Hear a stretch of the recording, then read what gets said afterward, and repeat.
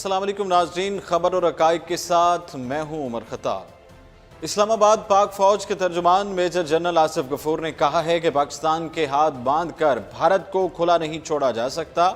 जोहरी हथियारों के अदम फैलाव से मुतालिक जो भी होता है वो दोनों ममालिक के लिए बराबरी की बुनियाद पर होना चाहिए। रूसी वेबसाइट को इंटरव्यू देते हुए पाक फौज के शोबे ताल्लुकात आमा ISPR के director general DG major general Asif Ghafoor ने भारत के खिलाफ जंग की सूरत में पाकिस्तान की जानिब से एटमी हथियारों को इस्तेमाल करने के तासुर को रद्द करते हुए ये कहा है कि पाकिस्तान के एटमी हथियार सिर्फ अपने दिफा के लिए हैं। पाक फौज के तर्जमान ने यह भी कहा कि पाकिस्तान और भारत दोनों ही 1998 में एटमी कुव्वत बने, लेकिन पाकिस्तान का एटमी हथियार रखने से मुतालिक मौक़िफ़ दोनों ममालिक के दरमियान किसी भी रवायती जंग को रोकना है। उन्होंने ये वाज़े किया कि एटमी हथियार भारतीय जारहियत को रोकने का एक हथियार है। इस पर बात करने के लिए अभी हमें ज्वाइन किया है मोहम्मद ताहिर इकबाल साहब, जो कि तज्ज़ियाकार हैं। अस्सलाम वालेकुम। वालेकुम अस्सलाम जनाब। ताहिर इकबाल साहब, ये बताइएगा कि DG ISPR ने ये वाज़े अल्फाज में कहा है कि पाकिस्तान के हाथ बांध कर भारत को खुला नहीं छोड़ा जा सकता। आप इस बयान को किस तरह देख रहे हैं?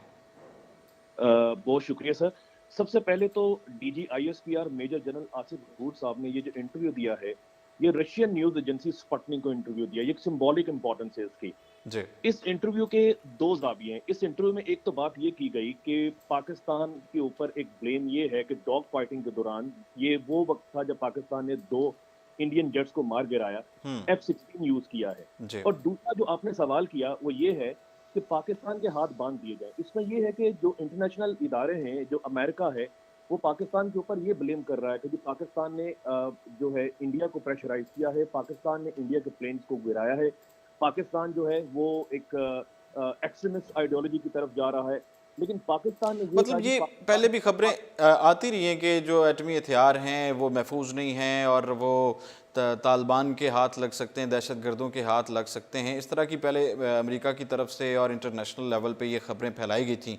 तो जैसे ये इंडिया की तरफ से ये मामला हुआ दरअंदाजी का, उसके बाद फिर भारत और पाकिस्तान में कशीदगी आई, तो उसमें भी अमेरिका की तरफ से काफ़ी दबाव का सामना पेश आया था। जी, उस वक़्त भी आया था, लेकिन इस इंटरव्यू के अंदर जो कि मेजर जनरल आसिफ गफूर साहब ने रशियन न्यूज़ एजेंसी को दिया है, इसमें ये बात की गई है कि पाकिस्तान, जब इंडिया और पाकिस्तान के हालात तनाव का शिकार होंगे, पाकिस्तान कभी भी पहल नहीं करेगा। पाकिस्तान लेजिटिमेट सेल्फ डिफेंस का हक तो रखता है, लेकिन उन्होंने ये वाज़ेह किया कि न्यूक्लियर वेपन्स को, न्यूक्लियर आर्सेनल्स को यूज़ करना बेवकूफ़ी होगी, गैर मुनासिब होगा। लेकिन साथ ही साथ उन्होंने ये भी बात की कि पाकिस्तान जो है non proliferation of nuclear arms की तरफ बढ़ सकता है अगर इंडिया भी ऐसा चाहे। इस पर आपका सवाल जो है ना, ये यहाँ पे जाके शूट करता है कि पाकिस्तान के हाथ बांध दिए जाएं, इसे कहा जाए कि आप प्रोलिफरेशन ऑफ न्यूक्लियर आर्म्स की तरफ चले जाएं और इंडिया ना जाए, ऐसा हो नहीं सकता।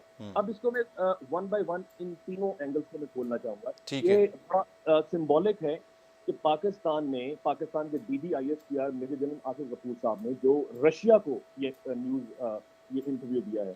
रशिया जो है एक इस खित्ते के अंदर नए ब्लॉक्स बन रहे हैं, माशी और सियासी रंग तब्दील हो रहे हैं, नए पावर ब्लॉक्स इसमें सामने आ रहे हैं। रशिया, चाइना, तुर्की और पाकिस्तान का एक ब्लॉक बन रहा है और रशिया और पाकिस्तान के जो ताल्लुकात है ये 3 ज़ावियों के ऊपर हैं। पहले तो रशिया पाकिस्तान को हेलीकॉप्टर भेज चुका है, मिलिट्री कोऑपरेशन पैक्ट साइन हो चुका है, ट्रेनिंग एक्सरसाइजेस चल रही हैं। थर्ड एडिशन और जो था बायलैटरल मिलिट्री ट्रेनिंग एक्सरसाइजेस का, वो पिछले साल नवंबर को हुआ। उसके फौरन बाद गोवा में नरेंद्र मोदी और व्लादिमीर पुतिन की मीटिंग भी हुई, जिसमें उन्होंने एतराज किया कि रशिया पाकिस्तान की तरफ इस तरह से कदम क्यों बढ़ा रहा है। रिसेंट तनाव की सिचुएशन में रशिया ने इनवाइट किया है पाकिस्तान और इंडिया को कि वो रशिया जो है वो मेडिएशन का रोल प्ले कर सकता है। तो ये एक वजह बनी मेजर जनरल आसिफ गफूर साहब की रशियन न्यूज़ एजेंसी को इंटरव्यू देने की, और रशिया के बढ़ते हुए ताल्लुकात पाकिस्तान के साथ इस तनाजुर में देखे जा सकते हैं। दूसरी बात इसमें इस इंटरव्यू के अंदर ये कही गई कि जी पाकिस्तान ने F-16 को यूज किया है। तो पाकिस्तान F-16 को क्यों यूज नहीं कर सकता? जब अमेरिका ने पाकिस्तान को F-16 दिए थे तो ये कहा था कि पाकिस्तान ये F-16 सिर्फ तालिबान और इस इंसर्जेंट्स के खिलाफ यूज कर सकता है, दहशतगर्दों के खिलाफ इस्तेमाल कर सकता। ठीक है। तो पाकिस्तान ने मेजर जनरल आसिफ गफूर साहब ने इस इंटरव्यू में जो कि स्पुतनिक को दिया है, इन्होंने कहा कि अमेरिका खुद आकर तस्दीक कर सकता है, हमने JF-17 थंडर यूज किया है, जी। हमने 16 को यूज नहीं किया इंडिया के खिलाफ। और तीसरी बात ये है कि जो न्यूक्लियर वेपन्स को यूज करना, उन्होंने बड़े वाज़ेह अंदाज में कहा है कि न्यूक्लियर वेपन्स हम कभी भी पहल नहीं करेंगे, ठीक है। लेकिन लेजिटिमेट सेल्फ डिफेंस सकते हैं। लेकिन तैयारे के हवाले से पाकिस्तान ने अपना मौका पेश कर दिया था। बाकी अब इस सारी सूरत हाल को अगर देखें, पाकिस्तान भारत की कशीदगी को मद्देनज़र रखते हुए और ये जो सारा सिलसिला हुआ, इसके बाद आप क्या देख रहे हैं, कैसे दोनों मुल्कों के दरमियान कशीदगी को कम किया जा सकता है? जबकि उन्होंने तो कहा है कि ये रिवायती जंग को रोकना होगा और ये सारी चीज़ें सामने रखनी होगी। जी, अब देखें, जो आपका सवाल है कि जी कैसे इस कशीदगी को, इस तनाव को, इस जंग को रोका जा सकता है, ये तो सर तभी होगा जब बीजेपी जो है इलेक्शन में किसी न किसी तरह से कामयाब होती है या नाकाम होती है। तो ये तो इलेक्शन के बाद ही सिचुएशन क्लियर होगी, ये सब लोग कह रहे हैं। अब देखें, बीजेपी जो है मध्य प्रदेश में, राजस्थान में, छत्तीसगढ़ में, तेलंगाना में इलेक्शन हार चुकी है। उससे इंडिया के अंदर एंटी पाकिस्तान बयानिया जो है, पाकिस्तान मुखालिफ रेटोरिक जो है वो बिकता है। तो हमेशा उसको इस्तेमाल किया जाता है पाकिस्तान के खिलाफ। जी। तो ये तनाव की सिचुएशन तभी बेहतर हो सकती है कि जब इंडिया में इलेक्शन खत्म हो जाएंगे। हम देखेंगे, बल्कि यहाँ तक एक खौफ का इजहार किया जाता रहा इंडिया के अंदर भी और पाकिस्तान की तरफ से भी, ठीक है, कि एक और पुलवामा की तरह का अटैक हो सकता है, जो कि पाकिस्तान और इंडिया, जो कि दो न्यूक्लियर स्टेट हैं, इन्हें जंग के किनारे पे लेके आ सकता है। ठीक है, ठीक है। और इसमें सबसे इम्पोर्टेंट रोल तो फिर बीजेपी का है, जो कि हिंदुत्व आइडियोलॉजी की मानने वाली है, जिसके दौर में आप देख रहे हैं रिसेंटली क्या वाकयात हो रहे हैं, मुसलमानों के घर में घुस के उन्हें मारा जाता रहा है, और जो है कश्मीर के अंदर क्या सिचुएशन है। तो ये सिचुएशन मेरा ख्याल है तभी बेहतर होगी जब एक दफा इलेक्शन हो जाए। तो उससे पहले हम कुछ मतलब इलेक्शंस हो जाएंगे तो उसके बाद सूरत हाल क्लियर हो जाएगी। जिस तरह ये मौक़िफ़ सामने हमेशा आता है कि जनाब वहाँ पर इलेक्शंस के दौरान मुहिम चलाई जाती है और मुसलमानों के ख़िलाफ़ इस तरह एक्टिविटीज़ करके, कश्मीर में करके तो वोट हासिल किया जा सकता है। बहुत शुक्रिया मोहम्मद तारिक इकबाल साहब, तजज़ियाकार हमारे साथ मौजूद थे।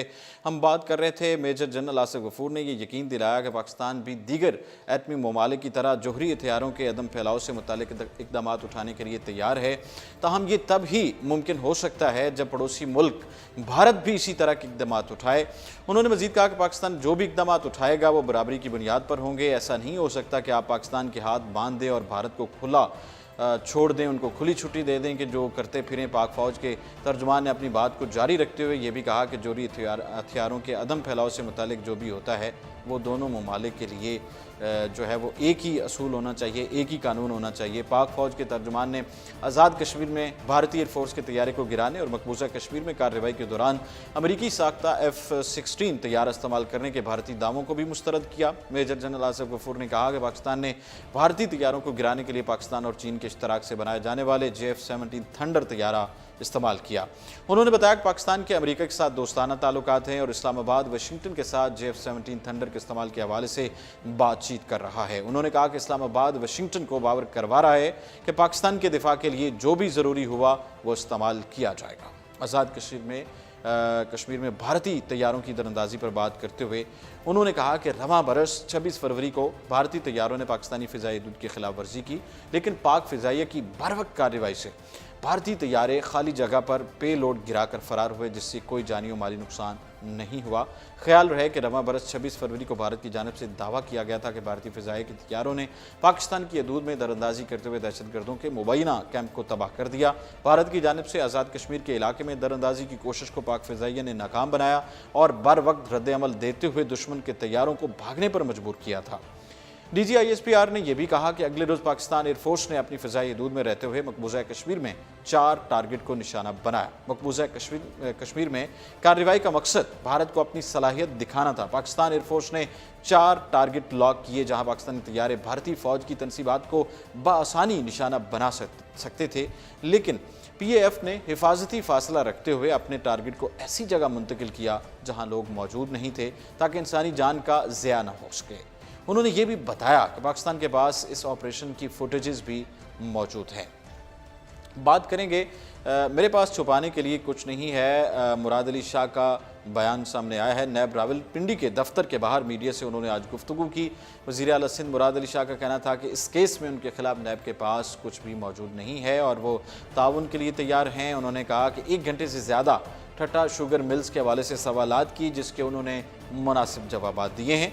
वज़ीर आला सिंध का कहना था कि मुश्तरका तहकीकाती टीम JIT ने उनके और चेयरमैन पीपल्स पार्टी के खिलाफ रिपोर्ट में जो नतीजा अखज़ किया था उसमें खामियां थी, जिसके बारे में अदालती फैसले में भी लिखा हुआ है। और शुगर मिल्स का केस सामने आने के बाद से लेकर उनका मीडिया ट्रायल किया जा रहा है। मैं नायब की जानिब से बुलाए जाने पर उनका शुक्रगुजार हूँ, क्योंकि आज मेरा मौक़िफ़ भी लिया गया है और आज नैब को यकीन दिलाकर आया हूं कि मैं उनकी तफ्तीश में मुकम्मल तावन करूंगा। एक सवाल के जवाब में उन्होंने कहा कि उनका ख्याल नहीं है कि इस केस में ऐसा कुछ है जिसकी बिना पर गिरफ्तारियां अमल में लाई जाएंगी, ताहम फिर भी नैब को ताउन की यकीन दहानी करवाई है। मेरे साथ वज़रा और साबिक चेयरमैन सेनेट नैयर बुखारी अपने खर्चे पर रावलपिंडी आए हैं। वज़ीर आला सिंध ने यह भी कहा कि इस मुबैना जुर्म का तमाम मामला और इससे जुड़े लोग कराची में मौजूद हैं, लेकिन तफ्तीश रावलपिंडी में करना नैब को दबाव में लेने के मुतरादिफ है। उनसे सवाल किया गया कि आज कराची में ओमनी ग्रुप के एक और मुलजिम को गिरफ्तार करके उसका 14 रोज़ा रिमांड लिया गया, तो क्या ये एक पैगाम है? जिस पर वज़ीर आला सिंध ने कहा कि इस गिरफ्तारी के हवाले से उन्हें कोई इल्म नहीं है। ख्याल रहे कि चंद रोज़ पहले नैब ने वज़ीर आला सिंध मुराद अली शाह को जाली बैंक अकाउंट्स और मनी लॉन्ड्रिंग केस में तलब किया था। पीपल्स पार्टी ने जाली अकाउंट से अरबों डॉलर की मनी लॉन्ड्रिंग की है। वज़ीर आज़म इमरान खान ने कहा है कि पीपल्स पार्टी ने माजी में जाली अकाउंट्स के जरिए अरबों डॉलर की मनी लॉन्ड्रिंग की, जबकि बिलावल भुट्टो नैब से खौफजदा हैं, इसलिए वो रो रहे हैं। सीनियर सहाफ़ियों से उन्होंने गुफ्तगू की कि वज़ीर आला पंजाब उस्मान बुज़दार और वज़ीर आला KPK महमूद ख़ान पर उन्होंने एतमाद का भी इज़हार किया और दोनों वज़राए आला पर मुकम्मल एतमाद है। दोनों वज़राए आला नए हैं, उन्हें थोड़ा सा वक्त दें, नतीजा सामने आ जाएगा। पंजाब में एक ऐसा वज़ीर आला लाए हैं जो इस बात की इलामत है कि आम आदमी भी वज़ीर आला बन सकता है। और भारत पर बात करते हुए उन्होंने कहा कि भारतीय इलेक्शन तक ख़तरा मौजूद है, वहाँ इलेक्शन से पहले हालात ठीक होने की उम्मीद नहीं की जा सकती है। हम मुकम्मल तौर पर तैयार हैं, चुकन्ना है, भारत की तरफ से कोई भी एक्शन किया जा सकता है। मोदी ने पाकिस्तान के खिलाफ बयानिया अपनाया हुआ है, वो भारत में पाकिस्तान के खिलाफ नफरत अंगेज़ मुहिम चला रहा है, लिहाजा कोई भी इकदाम हुआ तो उसका भरपूर जवाब देंगे। नवाज शरीफ को बाहर भेजने के मुतालिक उन्होंने बात करते हुए कहा कि वज़ीर आज़म इमरान खान ने कहा कि नवाज शरीफ को इलाज से मुतालिक हुकूमत मुकम्मल सहूलत दे रही है, वो मुल्क के अंदर जहाँ चाहें इलाज करा सकते हैं। नवाज शरीफ को किस कानून के तहत बाहर इलाज के लिए भिजवाएं? नवाज शरीफ को इलाज के लिए बाहर भेजने से मुताल्लिक क्या कानून बदल दें? क्या 1.5 लाख कैदियों को भी बाहर इलाज की सहूलत फराहम कर दें? ऐसा कोई कानून नहीं है, ये ब्लैक मेलिंग है। NRO लेने के लिए मुझ पर दबाव डाला जा रहा है। कोई ब्लैक मेलिंग नहीं चलेगी और ना ही कोई NRO मिलेगा। नाज़रीन, ये था आज के प्रोग्राम और इसके साथ ही उमर खताब को दीजिए इजाज़त और आप देखते रहिए उर्दू पॉइंट।